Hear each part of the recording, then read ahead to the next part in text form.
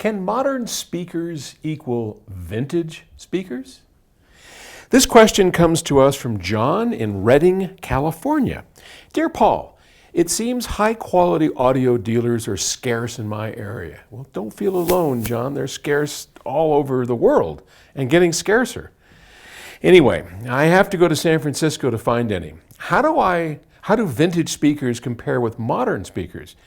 I have a pair of Tannoy Autograph Professionals, which I certainly know Tannoy. I'm not familiar with the Autograph Professionals, which are too big for my house.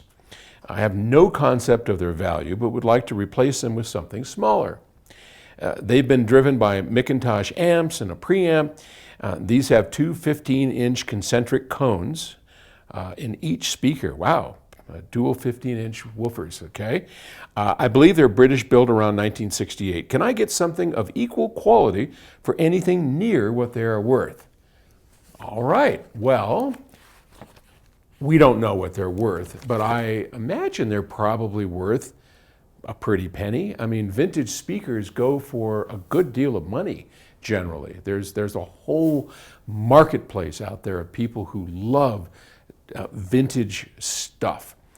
JBL corner horns, Altec Lansings, Tannoys. I bet you could do pretty well with that. And you might try Audiogon or one of the eBay even. Try one of those sites. I don't know how much you can get for it, but so getting back to the basic subject, the basic question, can vintage speakers or can modern speakers sound better or as good as vintage speakers? So we have to define what vintage means. These speakers, the Infinity IRS-5s, are 1985. And while that doesn't sound very long ago to me, and it probably doesn't qualify them back in 1968. I mean, hell, in 1968, what was I doing? Well, I graduated high school in 1966.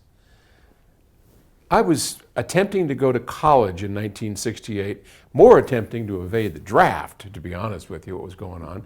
And in 1969, I failed and got drafted in the Army.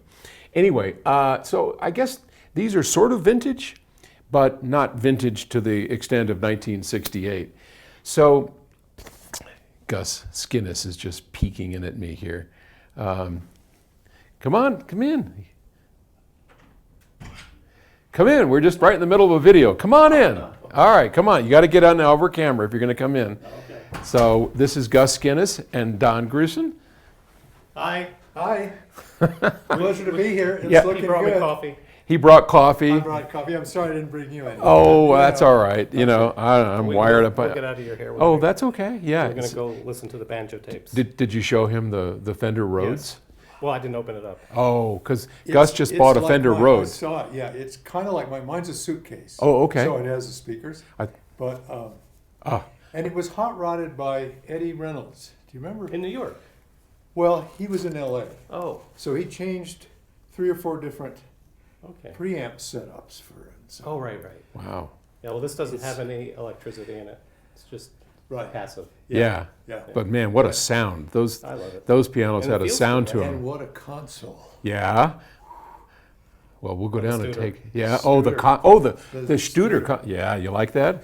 That- Well, I remember it. I haven't seen one for years. Well, I That's told great. Gus, us 3 old guys are going to try and take that 700-pound beast up the stairs, you know. Yeah, well, The if three of there are us? enough people, Yeah. we can do it. All right. Yeah, let's do it. See you guys. Okay. Yeah, no problem. See ya. So vintage speakers. That's right. We were talking about vintage speakers.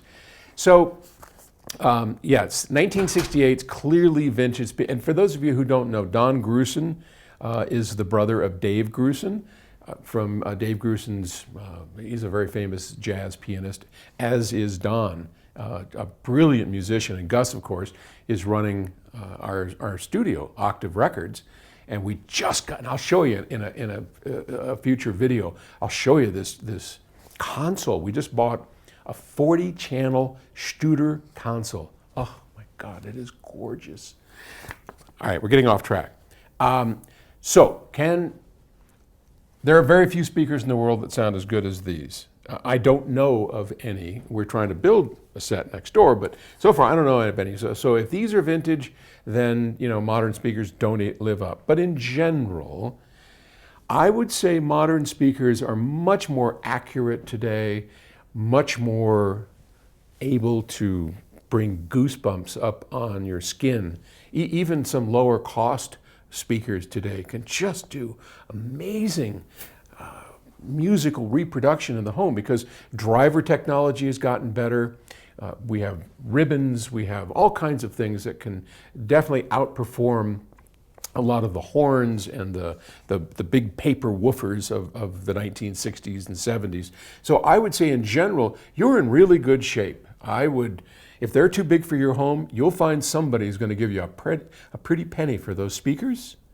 And I would do it and then start on the hunt for great modern speakers, of which there are quite a number. And you should be able to do much better with much smaller speakers. All right, we probably chewed enough time up today. Thanks. I'll talk to you tomorrow. Bye.